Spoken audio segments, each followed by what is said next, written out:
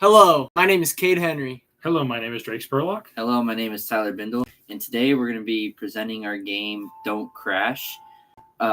It's a game where you race around as two cars in a Jurassic Park themed racetrack, while the score by John Williams plays in the background.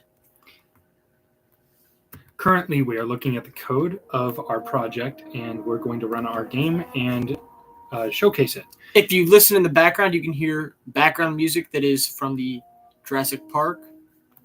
So currently, there are two players. There's player one and player two, and each player controls a car that moves realistically based off of turning.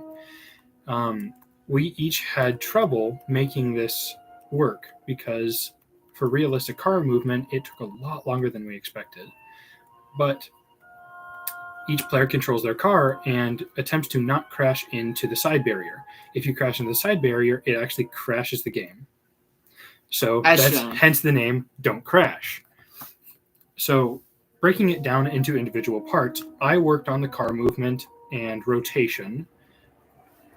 I worked on drawing the boundaries of the track and making sure it all worked properly.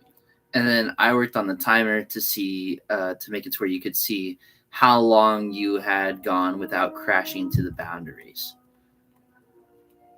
Overall, this was a group project that took a lot more effort than we thought because some things that seemed very simple to us were much more complex in practice. For example, we each attempted to make barriers, but found them much more complex when put into practice. For example, as he was saying, we were working on barriers. We have outer boundaries of the track working well, but anytime I think I spent about 5 to 6 hours working on trying to get an inner boundary of the track to work, and I could not get it to work at all. It was long and a lot of effort, and we just still couldn't quite get it to work. It was a lot more difficult than we initially thought it would be. I spent 7 hours on the boundaries myself, working through it, trying to find help online, and there's nothing to be found online about finding inner boundaries, whether it be for a race car track or building, of anything of any kind. So we were really trying to come up with code on our own, including getting help. There are a lot of CS majors on my floor that have gone through this class already, trying to get help from them, and even they were lost. And some of them have made some pretty complex games in the past. Similar thing on my floor. Yeah, and so that was really one of the toughest challenges for us.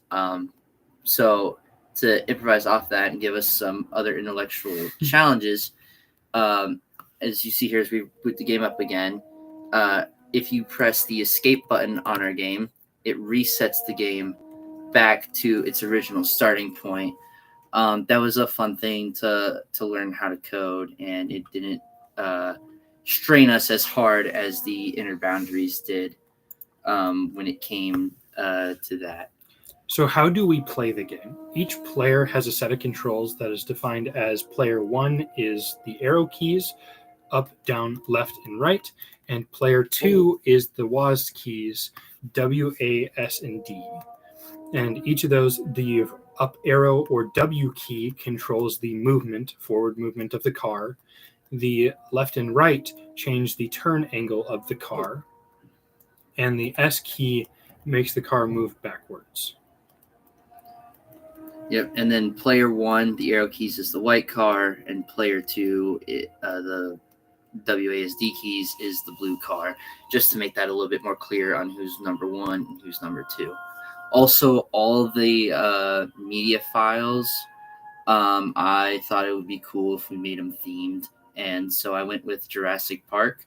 The entire racetrack was created in Microsoft Paint by me with images licensed by Universal Studios. And then, of course, the background music is the score of all the movies in the Jurassic Park franchise, their main themes, as composed by John Williams. Mm-hmm. We're going to part 5. It says the assignment says to, at the end of the video, briefly discuss what we think we deserve as a group. After putting all the consideration that we've put into this, we think we deserve a B+ in that range. Like We decided like probably like an 87 to an 89 range. Go back to the code. It's weird. But we put in a lot of effort to this project. As you heard, Tyler and I both spent 6-7 hours working on trying to find code that works. And even though we couldn't quite get it to work the way we wanted to, we put in a lot of effort, and we did still get a good number of things working, including stuff that was well outside our essentials. We didn't necessarily think we were going to get a second race car. We didn't know if we were going to get music, stuff like that, but we were able to get that done despite all the struggles we had. And for example, even when I would come over and help throughout the process of making the barriers, we went through multiple iterations of how to approach the barriers, and all of them failed in some way. And it was just a very long process that took a lot longer than we thought and yielded less results than we expected. The game is not perfectly polished, but for the amount of effort that we put into it and the results that came from it, we are happy with our end product, and that is what we would expect from or hope for from what we created. Yep. That's all we have to say. Thank you for your time. Thank you so much. Thank you. There we go.